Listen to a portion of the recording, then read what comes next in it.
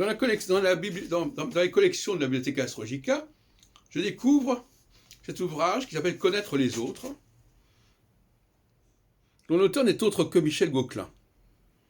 Autrement dit, c'est un ouvrage qui date de 1972 et qui est paru dans la collection Marabout Service. Gauquelin, en même temps qu'il publiait des ouvrages sur l'astrologie, était également marqué par la psychologie et publiait des choses qui n'avaient rien à voir avec l'astrologie. Et c'est intéressant parce que voilà quelqu'un qui avait une double compétence. Il était capable d'écrire sur la psychologie et sur l'astrologie. Et la plupart des astrologues que je connaisse, y compris Barbeau, n'ont jamais écrit ils n'ont jamais écrit sur d'autres sujets que sur l'astrologie. En combinant avec d'autres choses, mais jamais, par exemple, Barbeau n'a jamais écrit un ouvrage sur la psychanalyse ou un ouvrage sur l'histoire de telle et telle époque. Il a toujours combiné, et cette combinaison est problématique à un moment donné.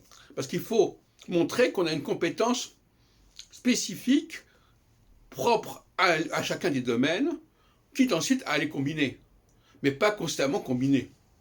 Alors qu'est-ce qu'écrit Michel Gauquelin en 1972 ?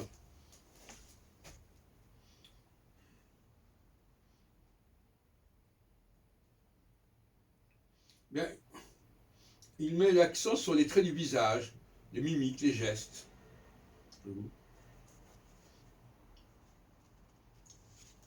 Il fait de la morphopsychologie, par exemple. Les 4 tempéraments, etc. Mais il ne parle pas d'astrologie. Enfin, je ne suis pas sûr qu'il parle d'astrologie. Je vais regarder.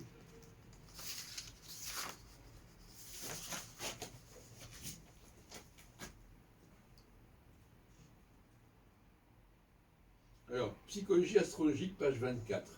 Astrologue, 75. Il dit quelques mots sur l'astrologie et les astrologues.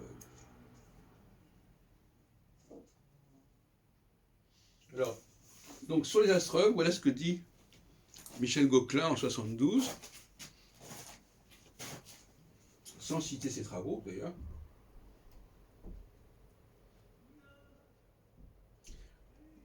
Des pionniers, les astrologues. L'être humain se trouve sous la dépendance de forces situées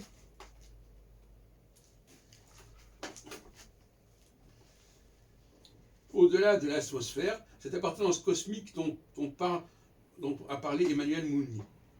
Elle est présentée dans les premiers temps de l'humanité, elle a été étudiée sous le nom d'astrologie.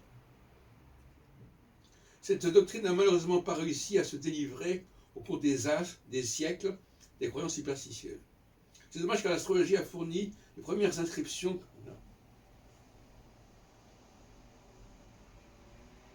Les statistiques ne confirment pas les conclusions relationnelles de l'astrologie.